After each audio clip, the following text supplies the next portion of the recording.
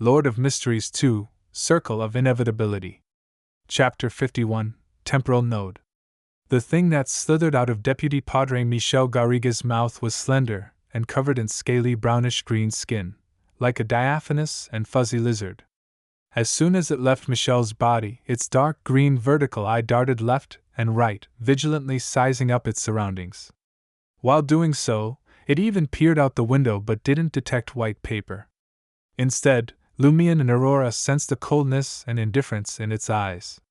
"What's this?" Lumion asked. Aurora shook her head. "I don't know. It looks like a special spirit," Lumion immediately judged. "It sure doesn't look like something good." Even through white paper and the mirror, the lizard-like creature still made him feel uneasy, and his hair stood on end. Aurora glanced at him and reminded, "This lizard seems to possess an ability that leads to a degree of mental corruption. Just looking at it from afar makes one feel uncomfortable. If you stare at it for too long, you might end up with mental problems. You must be careful. If the discomfort is serious, immediately close your eyes and try cogitation. Get your mind right before looking again." "It's fine for now," Lumion tersely acknowledged. "What about you? Don't you feel uncomfortable?" Aurora smiled and replied, "As a mystery prior, I've seen things more corrupting than this. My resistance is much higher than yours. Besides, don't I go crazy occasionally? It doesn't seem to matter even if I go crazier a little more intensely and frequently. I think it's necessary to check your mental state when you said that last sentence," Lumion said, half concerned and half joking. Aurora chuckled. "That's called being self-deprecating. Sometimes, it's not as if I can stop looking just because I want to. The mystery prior's eyes are special and can't be completely sealed. I can only barely prevent it from affecting my daily life." As the siblings spoke, the blurry lizard-like creature crawled along the wall and floor at an extremely fast speed to the bottom floor of the house. A few animal skulls hung on the wall opposite the door on the first floor. They were from wolves, deer, and wild boars.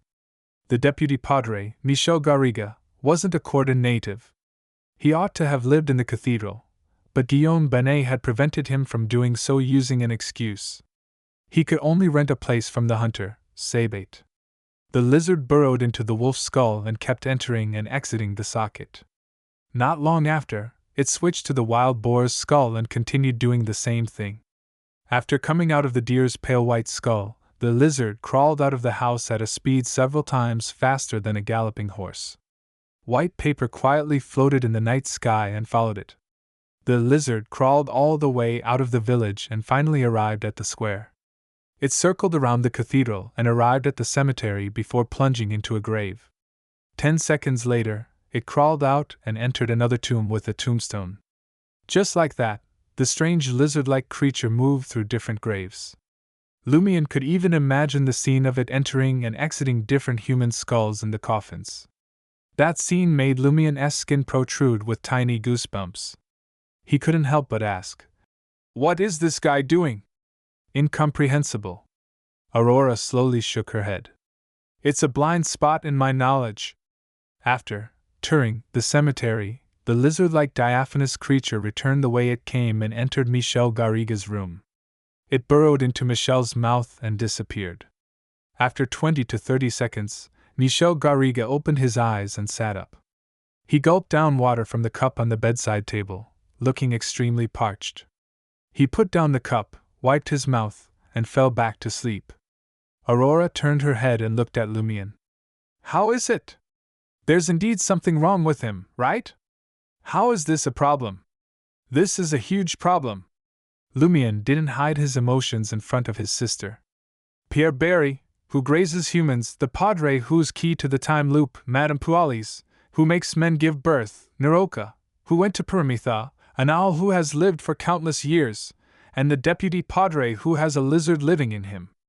Aren't there too many extraordinary individuals in Cordoue?"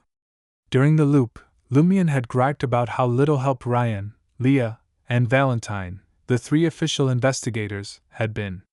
In hindsight, how could he blame them? The abnormalities in Cordoue were truly exceptional. They might have taken action, but the results were probably unsatisfactory.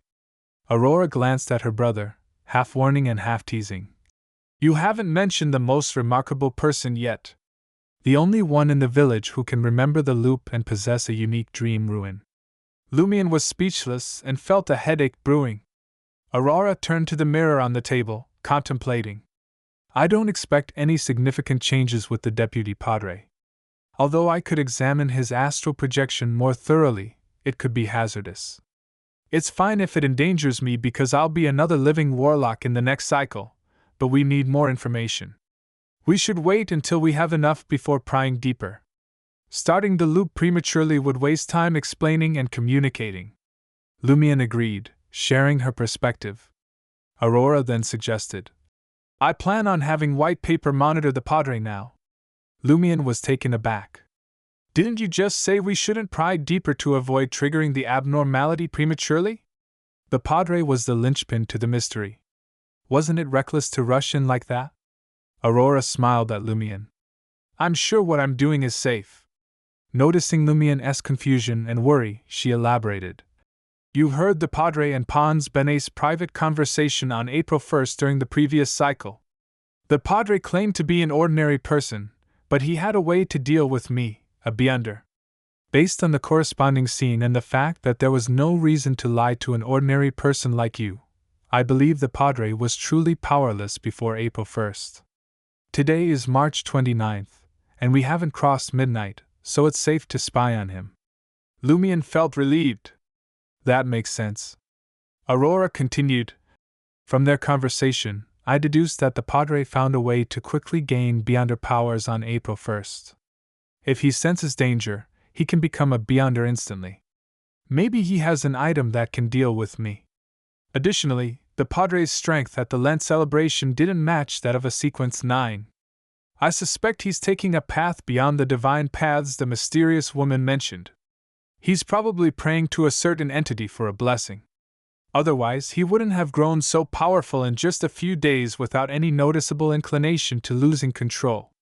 Lumion listened quietly and suddenly recalled something. On the morning of Lent during that cycle, I had just become a hunter when I ran into Pons Benet. I wanted to test myself by fighting him, but he ran away as if he knew I had become a beyonder beforehand. Maybe he had also received a blessing and could sense danger. Lumion added another crucial point.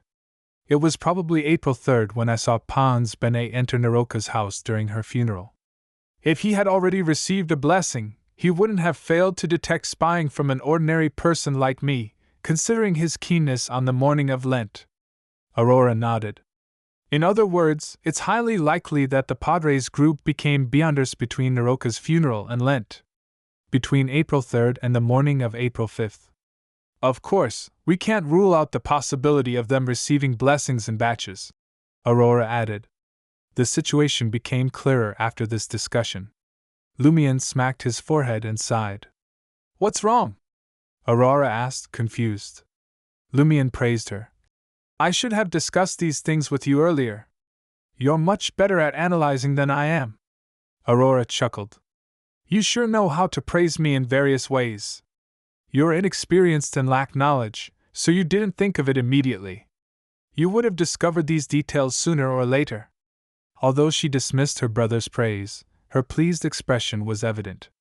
White paper flew towards the Benet residence at Aurora's command. The Benet residence was the tallest and most lavish in Cordoue, aside from the cathedral and the castle's modified administrator's residence. It was a grayish-blue 3-story house with a chimney on top. As the head of the Benet family, the padre lived in a room on the top floor's east wing. The dark gray curtains were tightly drawn, and the master of the house appeared to be asleep. This wasn't a problem for white paper. It slipped through the wall and blended into the darkness in the corner. In the room, Guillaume Benet, who had finished his affair with Madame Pualis, was sitting in a recliner, staring at the curtain in front of the window, dressed in light blue pajamas. Aurora's eyes darkened, revealing Guillaume Benet's aura. The red, green, purple, and blue colors made Lumion dizzy. Recalling his sister's teachings, he tried to differentiate between them and realized that the padre's body was relatively healthy except for his overzealous desires. What's he thinking about? Which mistress to meet tomorrow? Lumion mocked him, even though the padre couldn't hear him. At that moment, Guillaume Benet stood up and punched the air in front of him. It's all your fault,